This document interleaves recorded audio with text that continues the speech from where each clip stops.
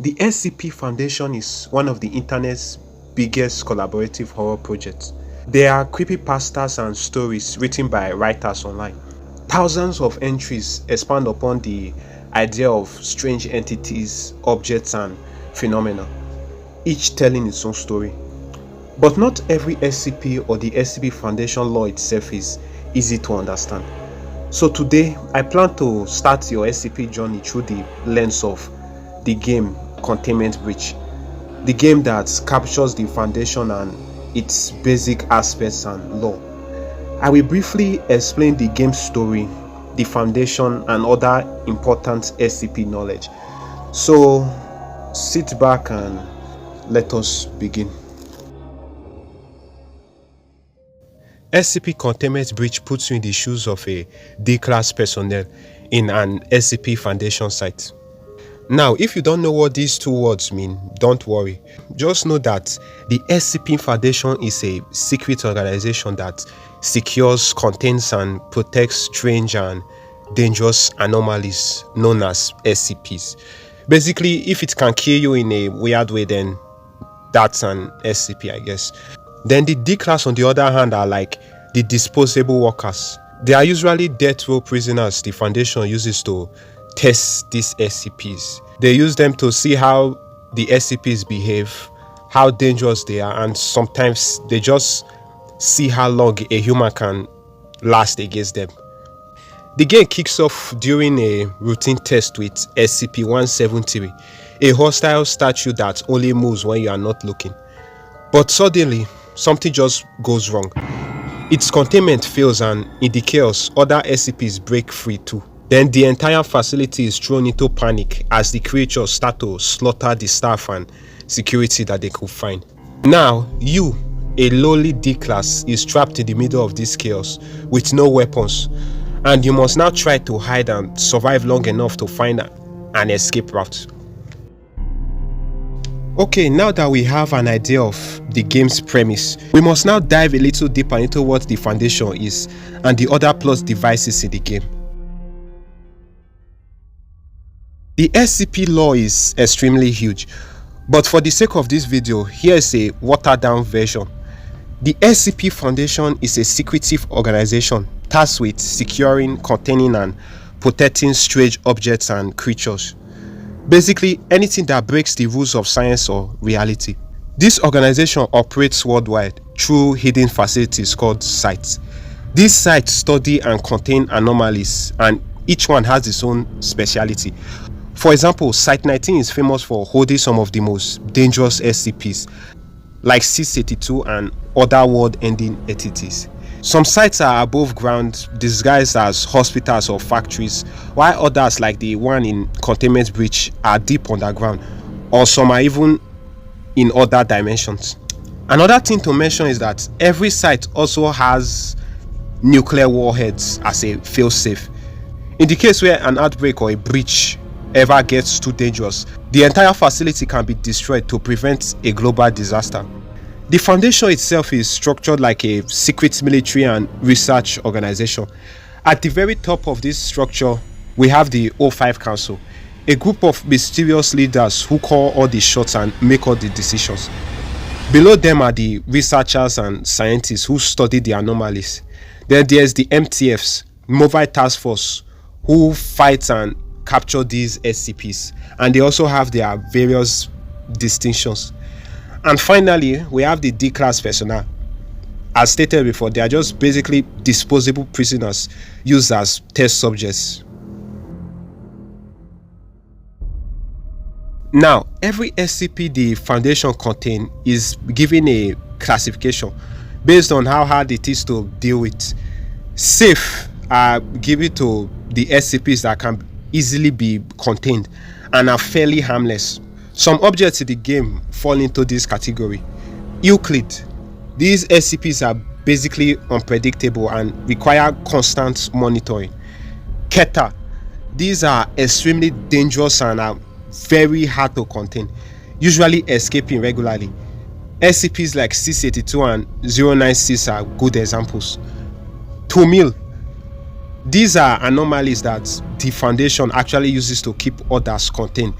They are like objects or even humanoid entities that the Foundation uses to assist MTF missions or even in research, basically. Neutralize SCPs that lost their abilities or are dead. Apollyon. These are world-ending SCPs or events that are impossible to contain. For example, SCP-001, when day breaks. A scenario where the sun itself basically destroys humanity and there are no countermeasures, just death. There are also other organizations that are against the Foundation.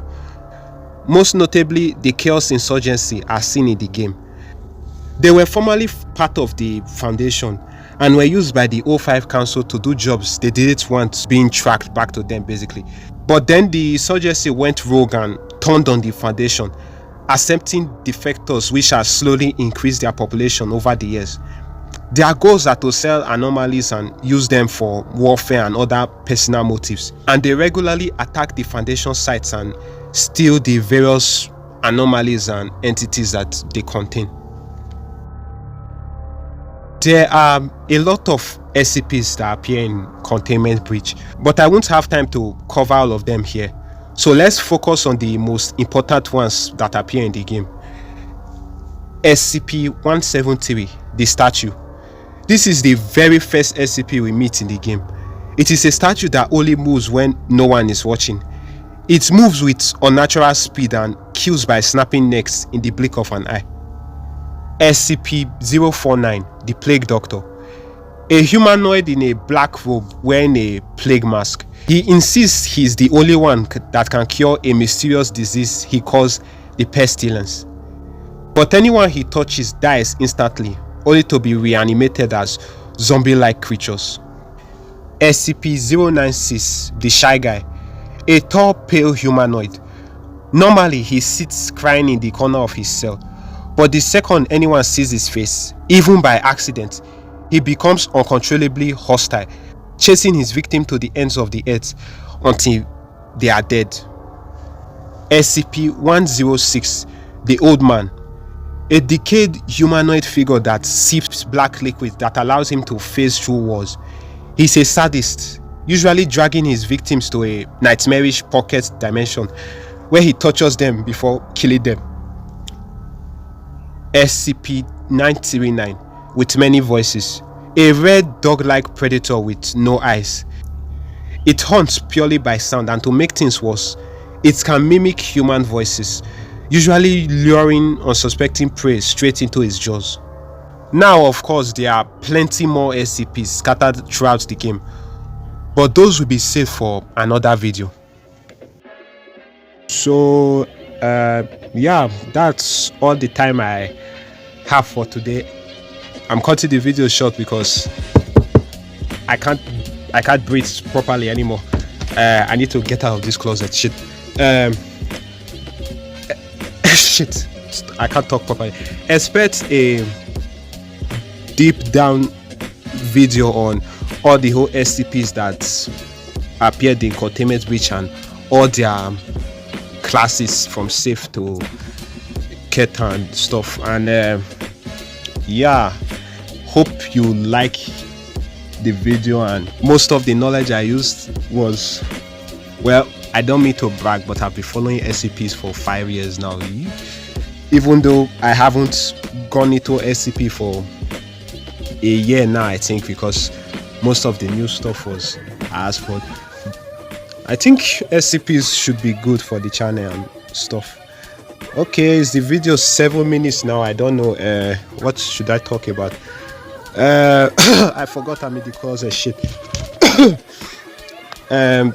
Well, thanks for reaching this far, I guess.